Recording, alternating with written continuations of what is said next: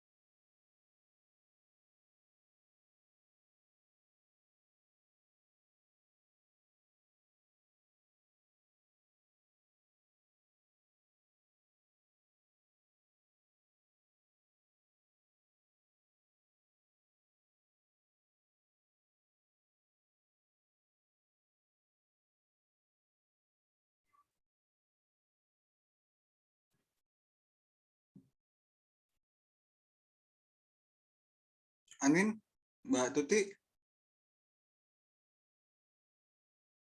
Halo. Halo, iya. Anin udah Mas siap? Adi. Anin, Udah. yowis dibuka aja. Anin silahkan. Oke. Assalamualaikum warahmatullahi wabarakatuh. Selamat malam semuanya. Semoga kita semua senantiasa diberi perlindungan oleh Allah Subhanahu wa taala, oleh Allah Subhanahu wa taala agar dapat terus melaksanakan berbagai macam kegiatan dan bermanfaat bagi sesama. Sebelumnya, perkenalkan saya Anindya Sabrina, bisa dipanggil Anin, yang malam hari ini akan menjadi moderator dalam jalannya ceramah yang dilaksanakan oleh Majelis Taklim Hilful Fudul, yang bertemakan ceramah inklusif Ramadan, yang hari ini bertajuk Hak Asasi Manusia dan Lingkungan. Malam ini tentu saja saya tidak sendirian. Yang akan menjadi penceramah atau narasumber ada Ibu Tuti Alawiyah. Beliau mendapatkan gelar PhD in Social Work dari University of Texas.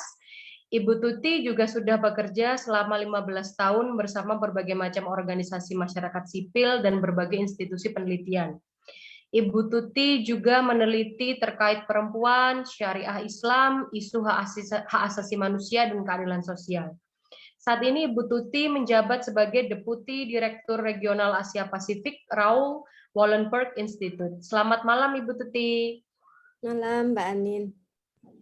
Ya, sehat Bu? Sehat. Gimana kabarnya? Alhamdulillah baik. Ya Bu, kebetulan ini ceramah perdana kita ya. Saya nervous nih bareng Ibu Tuti karena waktu saya lihat profilnya kok keren banget ya Ibu ini. Nah, mungkin malam ini temanya HAM dan lingkungan ya Bu. Ibu mau share screen menggunakan PowerPoint atau ceramah biasa aja? Langsung aja Mbak Anin. Langsung. Oke, mungkin saya sendiri sebetulnya awam ya terkait pengetahuan mengenai apa kaitannya, bagaimana perspektif Islam memandang hak asasi manusia dan isu lingkungan. Mungkin bisa diawali ya Bu. Yang pertama, gimana sih Bu kacamata Islam dalam melihat isu hak asasi manusia dan lingkungan? Waktu dan tempat saya saya berikan ke Ibu Tuti. Ya. Terima kasih Mbak Anin. Assalamualaikum warahmatullahi wabarakatuh. Terima kasih, di sini ada teman-teman ya, ada Mas Adi yang sangat getol sebetulnya mengingatkan saya untuk bikin paper Mbak Anin, tapi kebetulan karena saking banyaknya tugas. Iya Bu. Jadi mohon maaf belum jadi papernya ya Mas Adi, jadi insya Allah mudah-mudahan dalam waktu dekat. Kemudian Mas Roland, ada Mbak Nini, ada Pak Amarudin ya di sini ya. Kemudian Bapak Ibu sekalian dan teman-teman dari Hifdul Fudul dan Public Virtue serta PSIPP ITB Ahmad Dahlan Jakarta. Mudah-mudahan semuanya sehat walafiat. Alhamdulillah pada hari ini kita berkesempatan untuk kembali menemui bulan suci Ramadan.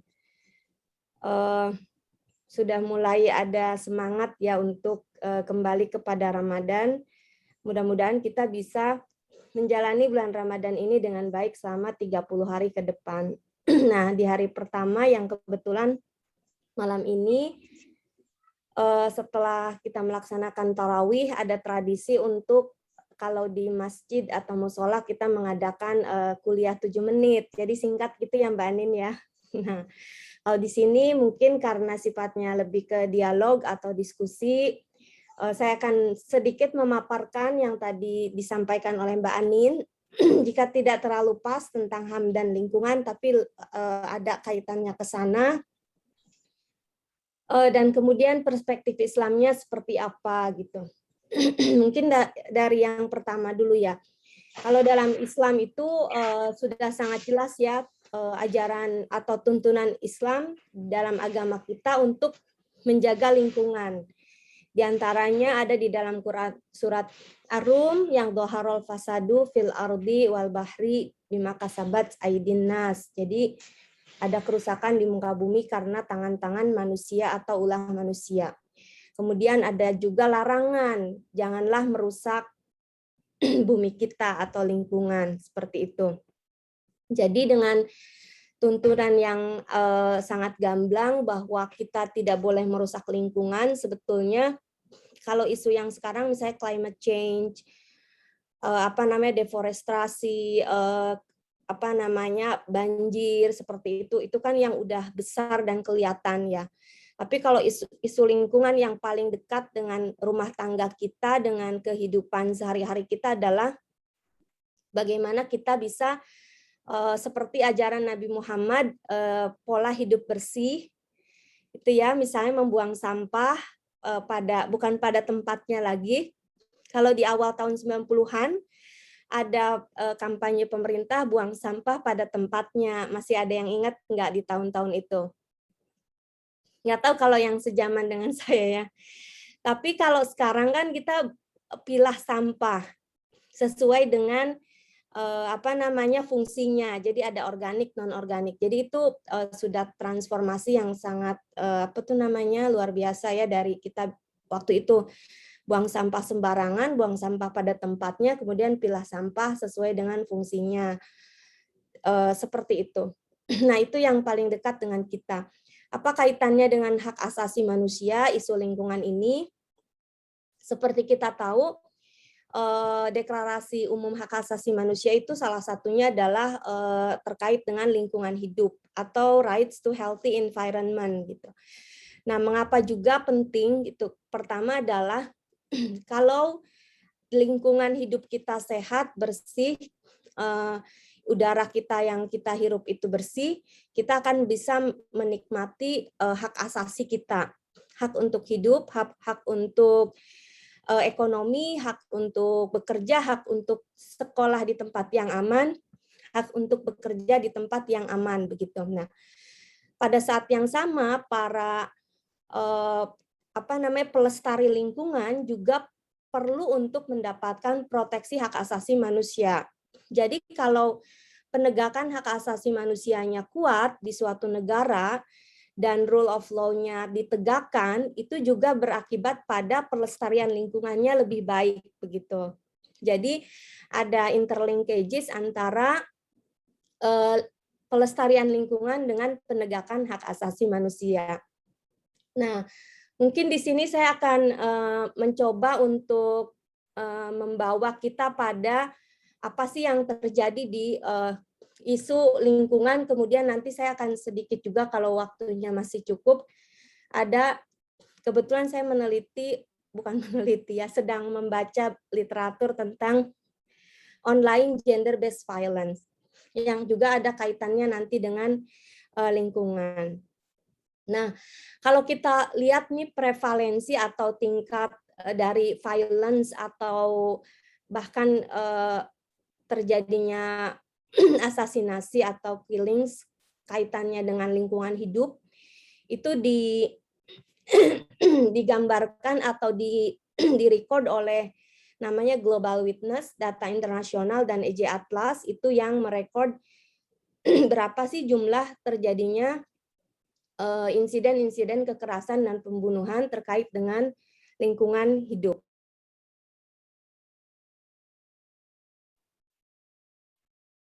Nah, kalau menurut salah satu penelitian itu ada The Supply Chain gitu judulnya, bahwa trennya itu meningkat kekerasan dan asasinasi karena lingkungan hidup.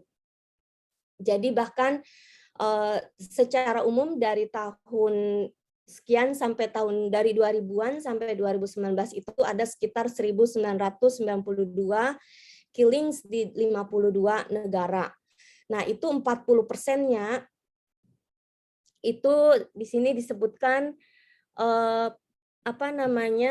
pembunuhan terhadap mereka yang pejuang lingkungan itu adalah sekitar 40% dari pejuang HAM secara umum begitu. Nah, di situ juga bahwa siapa sih yang paling terkena adalah indigenous people. Jadi kayak misalnya orang-orang yang dekat hidupnya dengan lingkungan, mereka juga yang paling banyak mendapatkan impact dari violence atau kekerasan-kekerasan lainnya. Nah, bagaimana dengan movement-movement atau gerakan yang dilakukan oleh masyarakat kita, termasuk yang dilakukan oleh perempuan gitu? Karena pada dasarnya perempuan itu menurut ini ada scholar dan feminis yang sangat terkenal yaitu Vandana Shiva, bahwa impact degradasi lingkungan itu pada perempuan itu jauh lebih terimpact daripada general population gitu. Kenapa seperti itu? Karena kita seperti tahu perempuan itu kan kayak penjaga ya, penjaga kelestarian lingkungan gitu, kayak mother's nature atau jadi kita yang sebetulnya lebih care terhadap lingkungan. Karena perempuan misalnya yang mencuci di sungai, kalau itu kaitannya dengan kelestarian lingkungan sungai. Jadi dia yang akan terimpact secara langsung jika ada sungai yang tercemar gitu. Perempuan yang melakukan kerja-kerja harian di rumah, yang ke hutan kalau dia perlu untuk mencari makan. Nah, itu juga akan terimpact secara langsung jika ada kerusakan lingkungan hidup. Nah, dari semua gerakan-gerakan lingkungan yang dilakukan, ada sebuah penelitian di mana merekod ada 2.700-an konflik di seluruh dunia. Nah, itu interestingly bahwa secara umum di dunia apa yang dilakukan oleh pejuang-pejuang environmental defenders itu adalah cukup efektif untuk misalnya meng-cancel project yang secara sosial dan lingkungan itu membahayakan. Selain itu, kalau gerakan itu kan ada yang dari mulai protes biasa sampai kemudian ke pengadilan begitu ya. Nah, dikombinasikan antara protes biasa, kemudian movement, kemudian litigasi dan seterusnya, itu sebetulnya sukses rate-nya itu cukup tinggi ya, 27% di seluruh dunia untuk mengcounter dari berbagai proyek-proyek yang dianggap membahayakan atau merusak lingkungan. Seperti itu. Nah, menariknya kalau dilihat bagaimana sih perempuan perannya di dalam pelestarian lingkungan ini. Salah satu penelitian yang lain yang melihat dari Women Environmental Defenders itu menyebutkan bahwa yang unik dari perempuan adalah ketika mereka mendapatkan kekerasan gitu ya, physical threat termasuk sexual assault dari mereka yang merasa terancam dengan adanya gerakan perempuan untuk melindungi lingkungannya, itu justru mereka melakukan strategi dan yang dianggap berhasil adalah yang kebalikan dari violence, yaitu anti-violence gitu. Nah, jadi women environmental defenders itu ternyata secara di dunia yang dianggap strategis itu justru yang anti-violence. Contohnya yang anti-violence seperti apa adalah misalnya dengan hugging trees gitu. Itu yang direkod di dalam penelitiannya Tran ya. Jadi hugging trees, kemudian blocking street. Nah, yang seperti itu di strategi women environmental defenders yang direkod di dunia yang dianggap juga successful strategies seperti itu. Nah,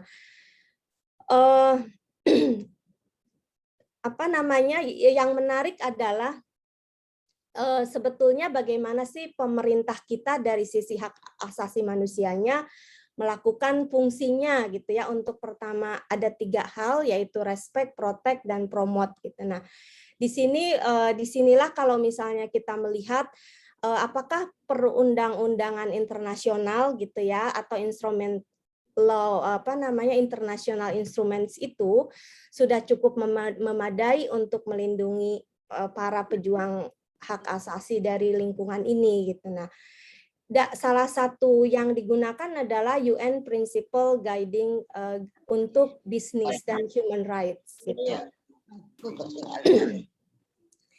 Nah, ada beberapa instrumen ya, misalnya Paris Agreement gitu, kemudian juga gerakan-gerakan hak asasi lainnya. Nah, ini membantu kita untuk membuat hukum di negara masing-masing untuk tadi itu memproteksi kita dari misalnya kerusakan lingkungan dan sebagainya. Tapi juga harus mempromosikan misalnya penanganan korban dan pemulihan. Nah, itu yang belum sebetulnya terlihat gitu. Nah, contoh menarik itu kalau dikaitkan dengan saya ingin masuk ke online gender-based violence. Mengapa online itu begitu penting di dalam promosi lingkungan hidup? Salah satu tokoh muda itu adalah Greta Thunberg ya, yang mengkampanyekan climate change. Nah, gerakannya dia itu bisa mempromosikan suatu gerakan internasional yang melibatkan sekitar 7 jutaan orang yang future for protest gitu untuk supaya orang sadar dengan pentingnya kelestarian lingkungan dan salah satunya climate change itu.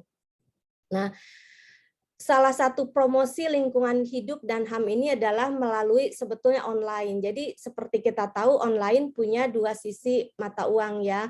Bisa digunakan untuk kepentingan promosi, tapi bisa di satu sisi dia juga bisa menjadi ancaman terhadap violence atau ya gender based violence terutama kepada perempuan. Nah, seperti kita tahu ya, Facebook itu adalah salah satu alat atau sarana di mana online gender based violence yang paling tinggi. Selain Facebook adalah Instagram begitu. Nah, di sini kemudian adalah seperti apa sih perlindungan internasional lagi-lagi terhadap online gender based violence, baik itu yang alami perempuan, apakah karena dia menjadi women environmental defenders ataukah bukan gitu ya. Nah, misalnya gini yang menariknya. Jadi CEDAW itu kan adanya di tahun 1979. Nah, kemudian setelah itu baru ada 10 tahun kemudian tentang child rights. Nah, sebetulnya di dalam instrumen internasionalnya itu belum diatur, baru sampai tahun 2014 diatur tentang instrumen internasional untuk perlindungan perempuan terkait dengan gender based violence di online. Nah, itu yang terjadi secara instrumennya. Nah, prevalensinya sendiri untuk online gender based violence itu cukup tinggi ya kalau menurut penelitian Plan Internasional yang meneliti di sekitar banyak negara dengan 14.000 responden itu adalah setengah dari girls itu mengalami online gender based violence. Nah, tapi ternyata di negara maju pun seperti di Amerika, Italia dan sebagainya itu cukup tinggi karena misalnya online gender based violence terhadap perempuan dan girls itu di Amerika menjadi yang tertinggi yaitu 33% dan Italia 16% itu menurut Amnesty International. Nah, dampaknya apa sih terhadap perempuan terkait dengan adanya online gender based violence ini adalah terutama secara psikologis. Nah, jadi secara mental dan psikologis itu perempuan dan perempuan dan remaja perempuan mengalami gangguan psikologis yang cukup berat dengan adanya online gender based violence tersebut. Bukan hanya masalah psikologis, tapi juga dia berpengaruh kepada silencing women's voices. Nah, jadi kaitannya dengan environment atau lingkungan tadi, ketika gerakan perempuan itu melakukan misalnya pelestarian lingkungan dan sebagainya, dia bisa mendapatkan ancaman-ancaman atau online based violence. Salah satunya adalah misalnya ancaman pembunuhan, ancaman seksual dan sebagainya itu bisa terjadi pada perempuan gitu. Nah, di situ kemudian impact-nya adalah ketika itu terjadi itu silence atau silencing women atau girls voices gitu.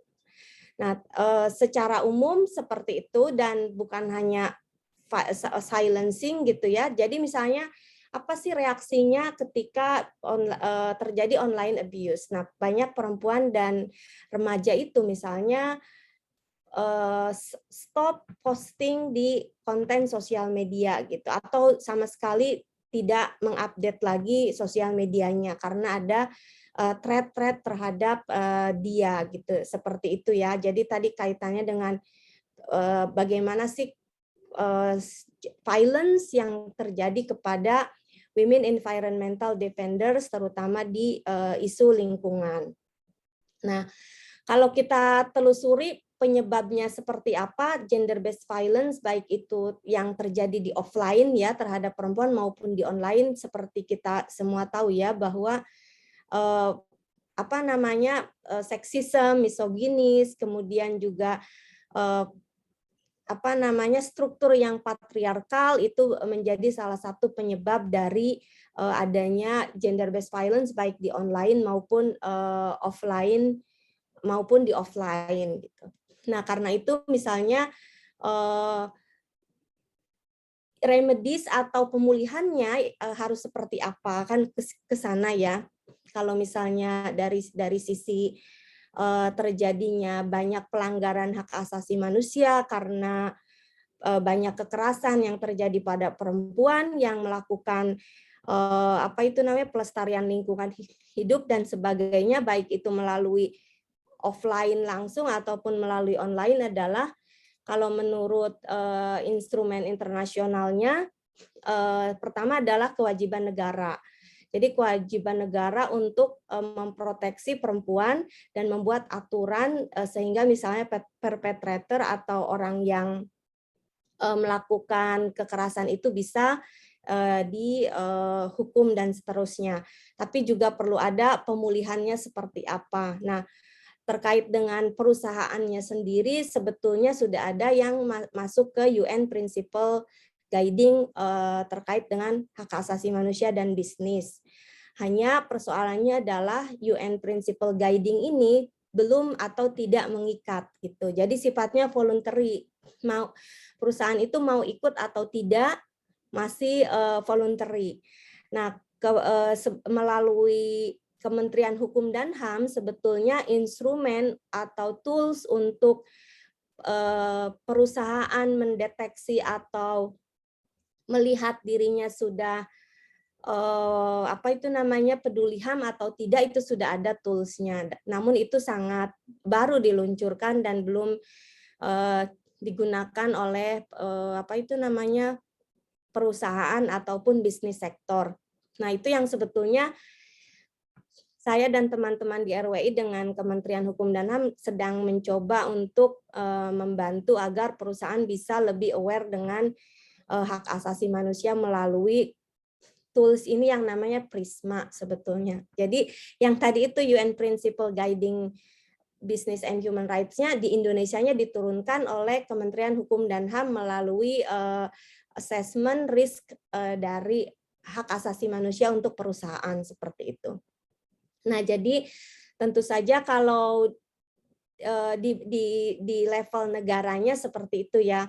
Untuk pertama juga dia tadi itu protect, artinya melindungi siapapun untuk tidak untuk terbebas dari kerusakan lingkungan, tapi juga bisa mendapatkan hak-haknya ya, hak asasi manusia itu kan ada yang ECOSOC itu. Nah, bagaimana itu tetap ada termasuk dengan hak terhadap lingkungan yang sehat. Nah, dari sisi companies-nya tentu saja dia juga harus membuat aturan gitu, sehingga misalnya ada konten-konten tertentu yang violence, yaitu berarti harus di take down. Misalnya itu salah satu kewajiban perusahaannya.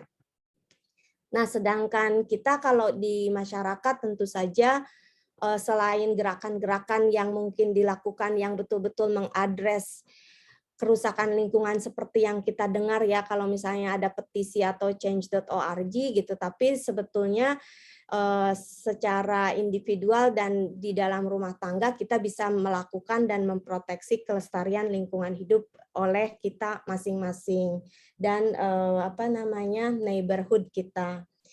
Nah, itu sih kurang lebih Mbak Anindya yang bisa saya sampaikan untuk saat ini. Jadi kalau misalnya di closing-nya lebih kepada saya hanya memotret saja keterkaitan lingkungan dan HAM seperti apa, kemudian bahwa ada gerakan-gerakan lingkungan yang saat ini dilakukan baik oleh organisasi masyarakat sipil maupun oleh individu-individu yang kemudian itu berakibat kepada terjadinya violation of hak human rights seperti itu ya. Nah, kemudian sudah ada instrumen internasional, tapi itu juga mungkin belum terlalu efektif gitu, karena misalnya salah satunya perusahaannya yang powerful dan lain sebagainya, ada isu politik dan lain sebagainya. Nah, salah satu tools yang digunakan adalah melalui online. Nah, di dalam online ini kemudian saya melihat adanya online gender based violence yang itu bisa berpengaruh kepada salah satunya silencing women's dan girls voices, termasuk yang menyuarakan isu-isu lingkungan dan HAM tersebut. Nah, kurang lebih itu ya Mbak Anin ya. Terima kasih. Oke, terima kasih pemaparannya Bu Tuti, luar biasa, banyak banget ya tadi ilmu yang kita dapat dari penjelasan Ibu Tuti.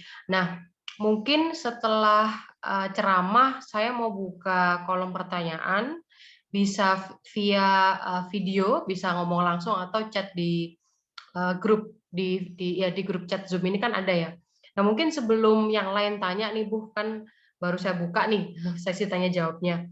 Saya sendiri mau nanya Bu, tadi kan dijelaskan ya bahwa banyaknya pembunuhan terhadap pejuang hak asasi manusia itu 40% diantaranya adalah orang-orang yang concern terhadap isu lingkungan.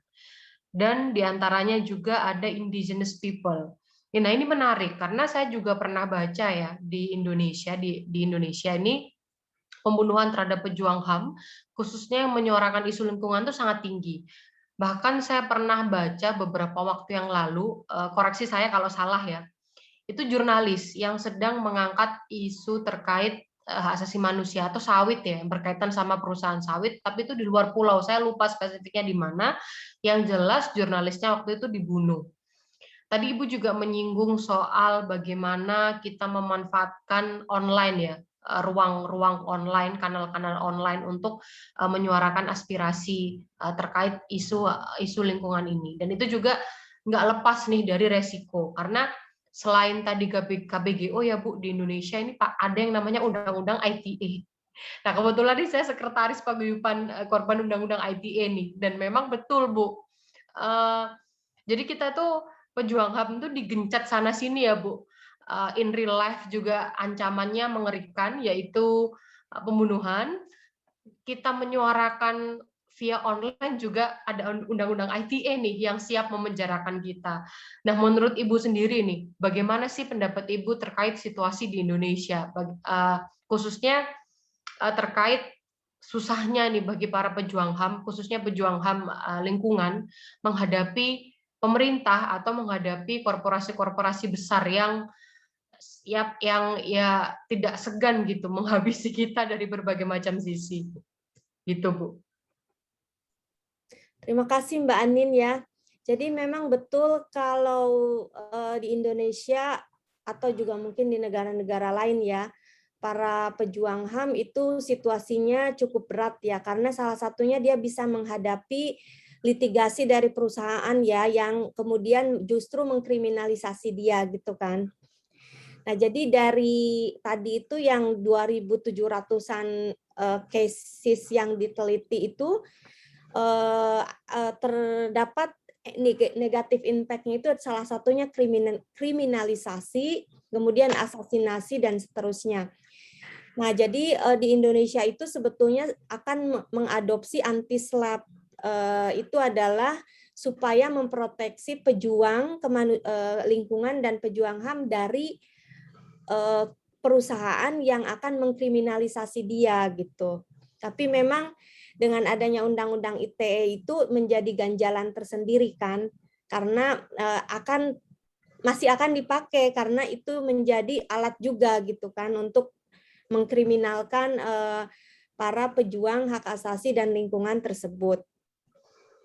Nah, itu kurang lebih menjawab atau enggak ya Mbak Anin ya? Ya, Tadi menjawab. bagian pertamanya gimana Mbak? Kenapa? Bagian pertamanya gimana tadi? Sorry. Oh iya, terkait di Indonesia ini kan tinggi ya Bu ya, pembunuhan terhadap kekerasan dan pembunuhan khususnya terhadap pejuang lingkungan. Saya pernah beberapa waktu yang lalu memang baca artikel tersebut, dan salah satu korbannya yang dibunuh itu waktu itu sedang memberitakan terkait perusahaan sawit, dan korbannya itu jurnalis, tapi saya lupa spesifik namanya namanya siapa karena udah agak lama gitu. Dan memang apa ya, kalau saya lihat di Indonesia ini ya itu tadi ancamannya itu dari dua sisi. Ya, Nggak cuma di online aja ya, online tuh yang kedua gitu. Yang pertama dari gerakan dari orang-orang yang memang fokus di gerakan akar rumputnya aja tuh ancamannya juga nggak main-main ya. Waktu kita kita kampanye via online yang mana tuh biasanya anti violence ya Bu ya. mm-mm. Karena kan online gitu. Tetap ancamannya tuh ada undang-undang ITE, ada kriminalisasi dari perusahaan. Itu sih yang ingin saya tanyakan terkait pendapat Ibu gitu. Di Indonesia kan memang sangat tinggi angkanya. Ya, jadi salah satunya sebetulnya yang sedang kita galakan juga adalah memberi awareness kepada jaksa dan hakim-hakim supaya ketika mengadili isu-isu lingkungan itu lebih HAM ini ya apa friendly begitu. Nah, jadi kita punya namanya blended learning course. Jadi course gitu ya beberapa bulan itu cukup panjang yang memberi modal atau bekal kepada para jaksa, para hakim untuk bisa mengadili isu-isu lingkungan ini dengan sesuai kerangka HAM seperti itu.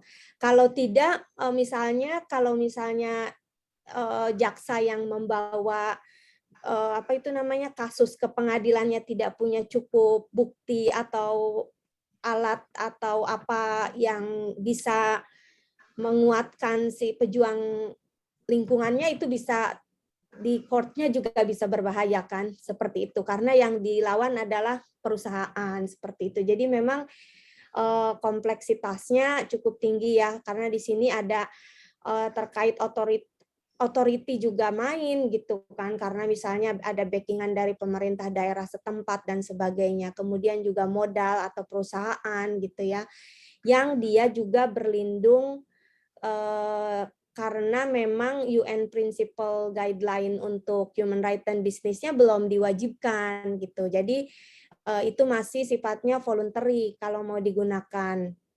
Nah, ada negara-negara yang sudah mengadopsi itu kemudian membuat aturan yang misalnya mewajibkan termasuk digunakannya nanti anti-SLAPP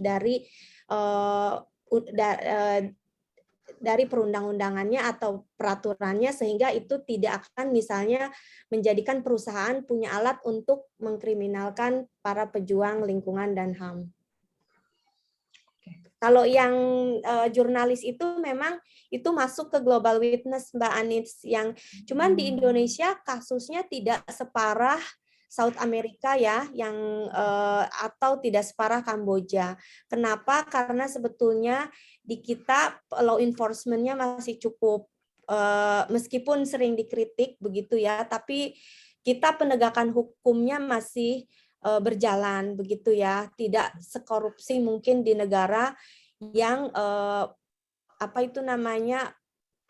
Jadi kalau killings itu kan tertingginya itu adalah di negara-negara South America, kemudian di Asianya itu adalah Kamboja. Mengapa seperti itu? Karena indikasinya ada dua.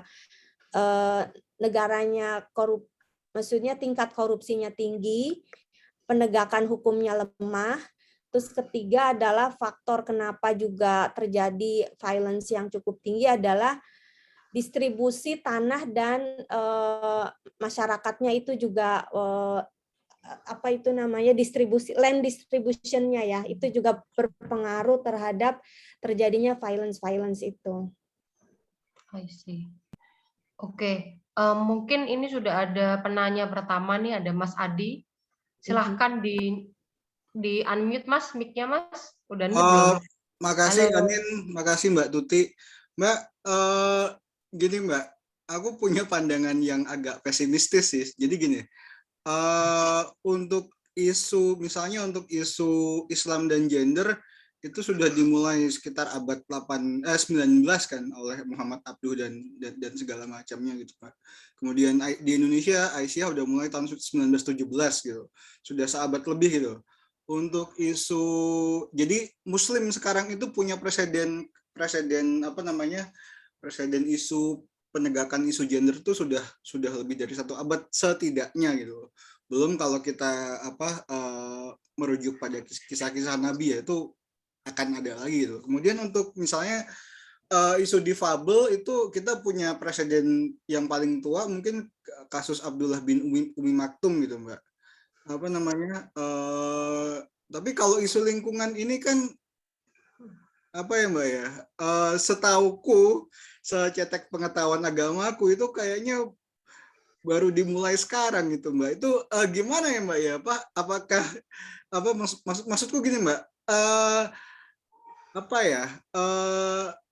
alam bawah sadar Muslim itu tebakanku agak kurang akrab dengan isu lingkungan gitu Mbak.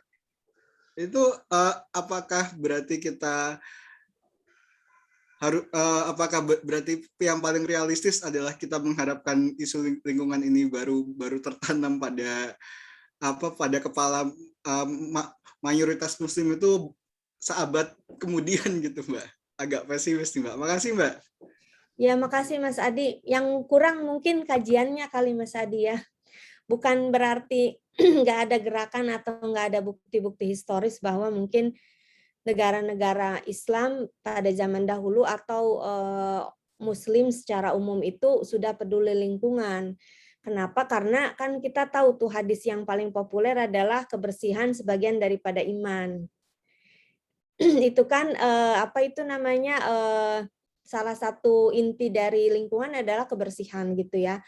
Nah, kemudian juga ada banyak sebetulnya ajaran dan dalam Al-Qur'an kan sebetulnya sangat jelas ya bahwa kita harus menjaga alam. Misalnya kita harus sayang binatang, bahkan kepada anjing sekalipun atau kepada Nabi Muhammad misalnya kucing gitu dan seterusnya, karena alam kan juga maksudnya binatang bagian dari alam ya.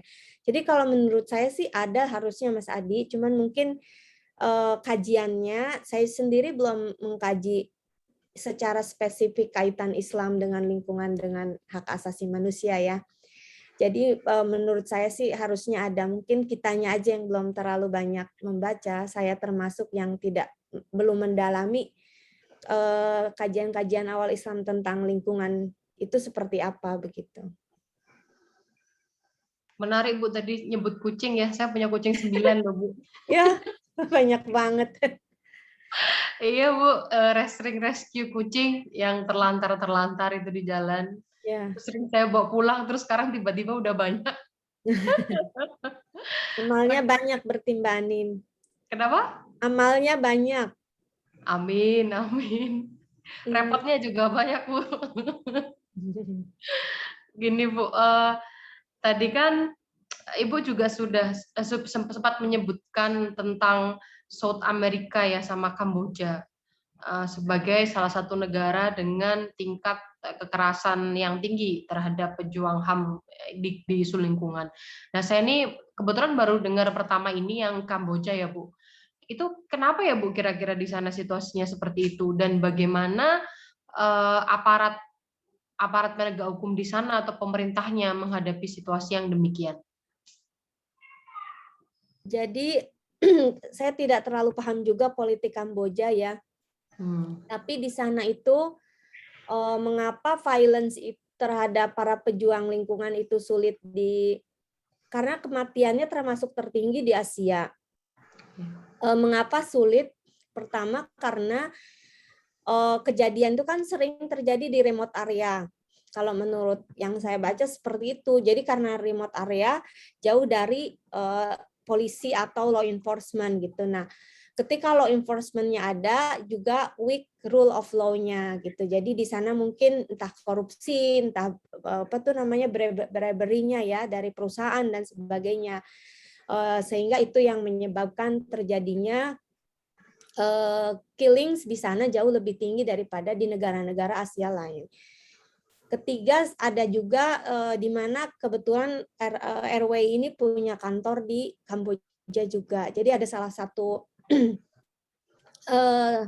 yang saya dengar adalah NHRI-nya atau Komnas HAM-nya itu adalah tidak independen dari negara gitu. Jadi kayak kepanjangan tangannya negara. Jadi makanya kita juga berhati-hati ketika harus berurusan dengan Komnas HAM-nya di Kamboja gitu. Jadi mungkin orang Indonesia jauh lebih independen ya terhadap pemerintahnya. Nah, di sana sulitnya mereka ternyata tidak independen seperti kita di sini begitu. Jadi mungkin penegakan HAM-nya jadi sulit karena Komnas HAM-nya tidak independen itu. Yang Gitu saya ya. dengar dan yang saya baca seperti itu. I see. Mungkin juga di Indonesia kurang terdokumentasikan kali ya Bu ya. Indonesia kan Ya, bisa, ya betul. Karena yang masuk ke Global Witness itu hanya yang high profile dan ada dilaporkan atau ada di media. Sedangkan yang tidak terrekord di media kan banyak. Yang terlaporkan ke Komnas HAM tapi tidak terblow up di media, itu banyak, betul. Mbak Tuti, aku mau nimbrung sekalian soal ini. Jadi tadi aku barusan ngintip ya, Kamboja itu di Freedom House itu indeksnya not free, Mbak. Jadi aku curiga jangan-jangan memang ada korelasi antara apa namanya, antara status kebebasan sebuah negara dengan keselamatan para pekerja HAM di situ gitu. Jadi kalau misalnya Indonesia lebih baik ya masuk akal karena Indonesia statusnya partly free gitu, Mbak. Sedangkan Kamboja itu not free gitu. Jadi ya tebakanku sih begitu gitu. Ya, betul. Jadi salah satu staf RWI di sana itu mewanti-wanti ke kita jangan mengontak Komnas HAM sana. Karena ada kejadian kita mau mengadakan acara melibatkan Komnas HAM-nya, terus mereka bilang mereka merasa apa itu namanya tidak aman begitu. Karena memang mungkin situasinya jauh lebih ini ya, tidak sekondusif di negara ya kita misalnya di Indonesia. gitu ya. Oh, ini juga menarik sih Bu, karena saya sebetulnya nggak tahu juga politik di Kamboja seperti apa ya. Baru dengar baru dengar kali ini juga kalau tingkat pembunuhan terhadap aktivisnya tinggi. Kalau terkait KBGO sendiri tadi Bu ya, yang berkaitan dengan online aktivisme gitu. Kalau di negara lain yang menurut Ibu penanganannya paling oke itu di mana sih Bu dan seperti apa? Dan mungkin juga ada yang bisa diterapkan gitu di Indonesia. Sebetulnya sih bahkan negara sebebas dan semaju Swedia gitu ya, itu juga masih terjadi kan online gender based violence dan sebagainya. Jadi yang penelitian Amnesty International itu mengcover hanya 8 negara maju di Eropa dan di Amerika gitu. Jadi bahkan di negara maju sekalipun online gender based violence itu terjadi gitu dan nyata ada gitu. Nah, jadi kalau misalnya melihat ke negara mana sih yang efektif mengcounter itu begitu ya. Nah, ya sebetulnya sih dibandingkan negara kita di Indonesia, negara sana lebih bisa mengcounter online gender based violence meskipun mungkin kadang karena perpetratornya itu adalah unknown ya, kadang hidden gitu dan tidak bisa di-trace, yaitu kesulitan juga kan law enforcement untuk mengeceknya gitu. Tapi di sana penegakan hukumnya dan mungkin sistem lebih siap dan jauh lebih memfasilitasi jika terjadi pelaporan-pelaporan. Kalau di kita kan tidak terfasilitasi gitu. Kalau misalnya ada online gender based violence dan sebagainya gitu. Seberapa efektif atau seberapa kemauan dari law enforcement untuk menegakkan itu juga menjadi ganjalan tersendiri. Memang sih Bu, KBGO itu kan termasuk tindak pidana yang baru ya karena adanya internet itu tadi. Dan memang benar kata Mas Adi tadi di chat sih, KBGO itu relatif masih baru juga ya negara-negara maju itu untuk penanganannya. Jadi mungkin masih trial and error juga. Nah, tadi Bu sempat menyebutkan terkait law enforcement-nya juga. Nah, ini di Indonesia itu kan ada yang namanya buzzer Bu ya. Kebetulan saya sendiri juga pernah mengalami diserang buzzer di Twitter. Padahal saya bukan pengguna Twitter ya. Pernah di-doxing juga. Jadi salah satu akunnya itu adalah akun yang mengatasnamakan kepolisian. Jadi saya lupa spesifik nama akunnya. Ya ada logo kepolisiannya, ada mengatasnamakan kepolisiannya, dan memang ketika waktu itu saya perhatikan di tahun 2018 itu mereka sering membuat tautan atau tulisan yang mengcounter isu-isu yang ada di masyarakat, khususnya waktu itu isu Papua kan, saya tahun 2018 itu. Jadi kalau di Indonesia sendiri nih Bu, salah satu pelakunya itu bisa jadi perpanjangan tangan negara juga atau law enforcement juga. Kan musim tuh yang namanya ternak buzzer ya. Apa-apa yang tidak sesuai dengan narasi pemerintah itu bisa dicap hoax. Nah itu juga termasuk kekerasan juga nggak sih Bu terhadap pejuang HAM itu sendiri yang berusaha menyuarakan berbagai macam isu via daring gitu misalnya. Iya, itu jadi iya betul, salah satunya adalah misalnya pakai account yang fake gitu kan untuk melakukan ancaman atau threat gitu. Jadi itu masuk ke bagian dari online harassment, online abuse dan online violence. Jadi dari mulai physical, threat-nya seksual sampai rape sampai pembunuhan kan, threat di online itu bisa seperti itu gitu. Dan salah satu yang apa itu namanya ada berbagai jenisnya, salah satunya adalah fake account itu yang kemudian dia mengancam kita gitu.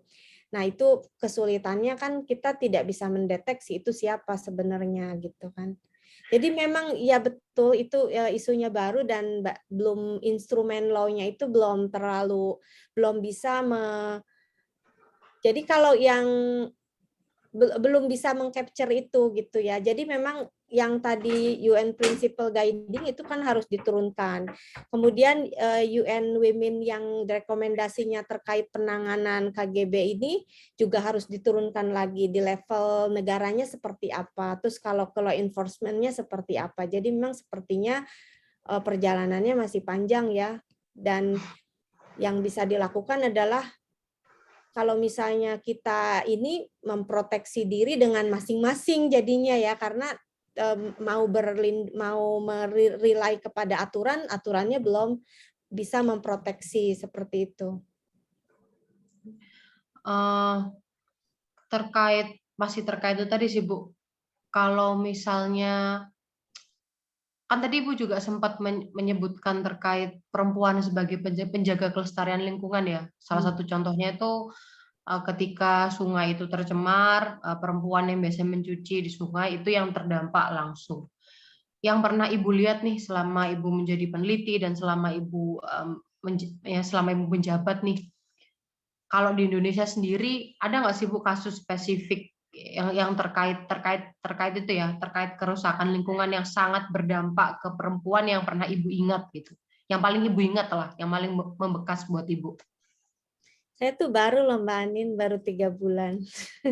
Oh, tapi kan pengalaman Ibu panjang gitu Bu di Ya kebetulan isu-isu. saya di bulan kedua itu malah diminta untuk melakukan literatur review, karena ini kan sebetulnya RWI riset kayak akademik ya, kayak institut akademik atau riset. Jadi memang selain kita punya program-program dengan judges, dengan law enforcement, dengan pemerintah yang kumham terkait Prisma yang business dan human rights, kita kan juga dituntut untuk melakukan riset.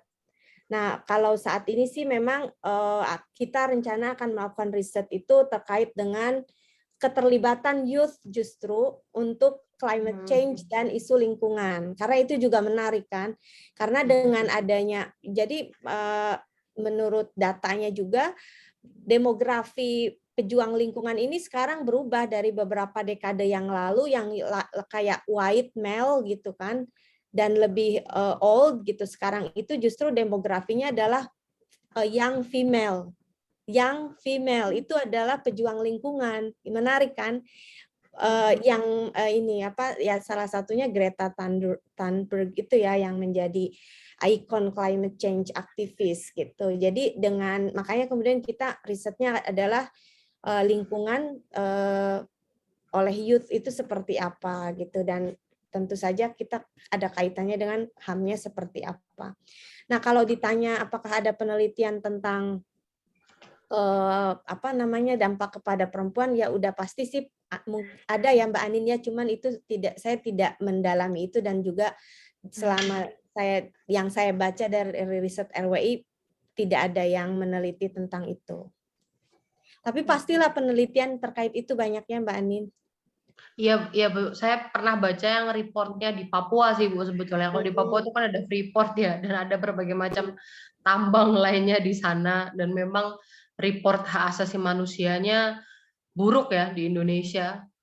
Dan memang saya pernah baca juga dampak terhadap perempuan, khususnya yang indigenous people-nya itu memang parah kekerasannya. Memang apa ya? Dan aktornya itu bukan perusahaan aja, tapi juga ya aparat penegak hukum termasuk salah satu aktor yang melakukan kekerasan. Nah itu tadi Bu, Ibu kan tadi bilang ya demografi terkait pejuang lingkungan itu berubah nih sekarang. Yang awalnya white male dan cenderung berusia lebih tua ya, old gitu, sekarang berubah jadi perempuan muda. Nah itu sejak kapan sih Bu terjadinya perubahan itu? Baru-baru aja atau memang udah dalam kurun waktu beberapa tahun yang lalu gitu? Karena saya nggak gitu, tidak tahu soal itu. Ya, tentu saja baru-baru saja ya. Kayaknya yang Greta Thunberg itu juga 2000 ke atas ya.